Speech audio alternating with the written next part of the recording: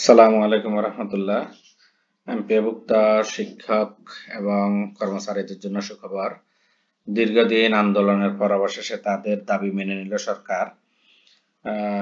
এমপিওভুক্ত শিক্ষা প্রতিষ্ঠানে কর্মরত শিক্ষক কর্মচারীদের দীর্ঘ 12 দিন পর্যন্ত তাদের বাড়ি ভাড়া, উৎসব ভাতা এবং চিকিৎসা ভাতা বাড়ানোর জন্য আন্দোলন সংগ্রাম করে আসছে।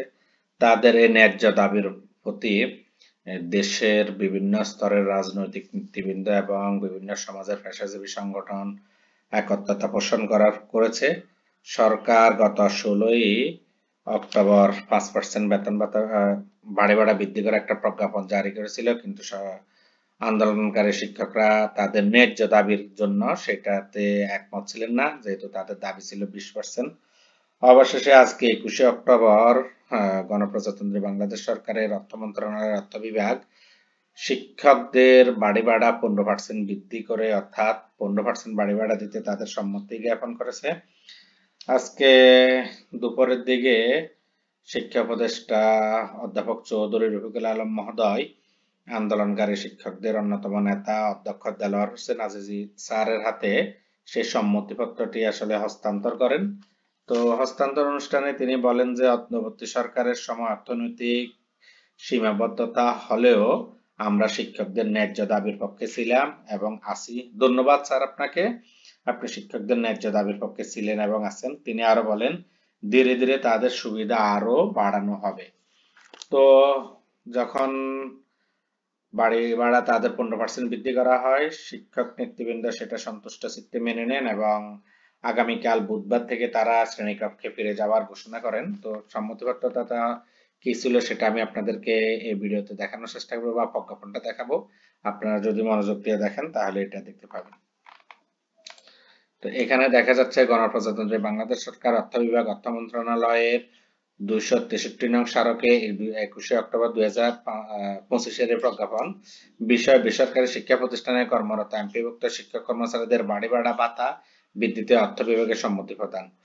উপযুক্ত বিষয় ও সূত্রের পরিপ্রেক্ষিতে নির্দেশ ক্রমে জানানো যাচ্ছে যে সরকারের বিদ্যমান বাজেটের সীমাবদ্ধতা বিবেচনা নিয়ে বেসরকারি শিক্ষা প্রতিষ্ঠানে কর্মরত এমপিভুক্ত শিক্ষক কর্মচারীদের বাড়ি ভাড়া ভাতা নিম্নোক্ত শর্তাদি পরিপালন সাপেক্ষে 1 নভেম্বর 2025 তারিখ হতে মূল বেতনের 7.5% হারে সর্বনিম্ন 2000 টাকা এবং 1 জুলাই 2026 তারিখ হতে 7.5% অতিরিক্ত আরো 7.5% মূল বেতনের সর্বমোট 15% হারে সর্বনিম্ন 2000 টাকা নির্ধারণ করা হলো। অর্থাৎ এই যে এখন অক্টোবর মাস চলতেছে, নভেম্বরের 1 তারিখ থেকে 7.5% শিক্ষকরা বাড়ি ভাড়া পাবেন।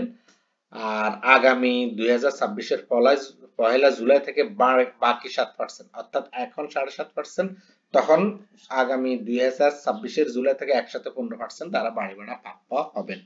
তো এটার জন্য কতগুলো শর্ত দিয়েছেন। শর্ত হচ্ছে পরবর্তী বেতন স্কেলে বর্ণিত অতিরিক্ত সুবিধাটি সমন্বয় করতে হবে।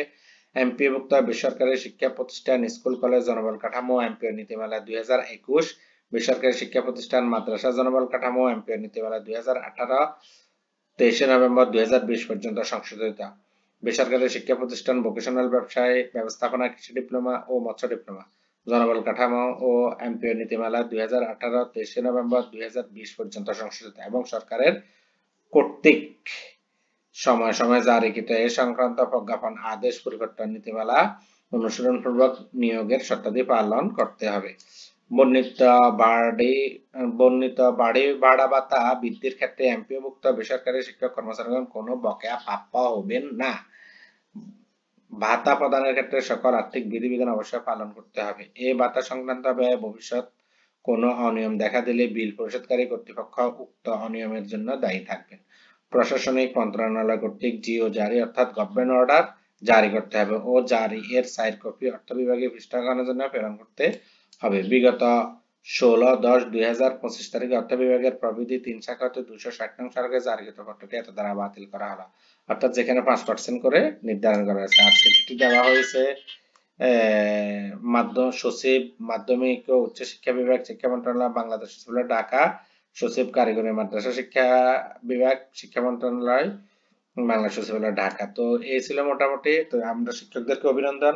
তবে শিক্ষকদের চিকিৎসা ভাতা 1500 টাকা এবং উৎসব ভাতা 50% আগের মতোই থাকবে, সেটা অপরিবর্তিত থাকবে। তো অভিনন্দন মাধ্যমিকের শিক্ষকদেরকে, এমপিভুক্ত শিক্ষকদেরকে ধন্যবাদ জানাচ্ছি সরকার মহোদয় এবং মাননীয় শিক্ষা উপদেষ্টা। এইভাবে সকল স্তরের শিক্ষকদের সকল দাবি পূরণ হবে সেটা আমরা প্রত্যাশা করি। আসসালামু আলাইকুম রহমতুল্লাহ।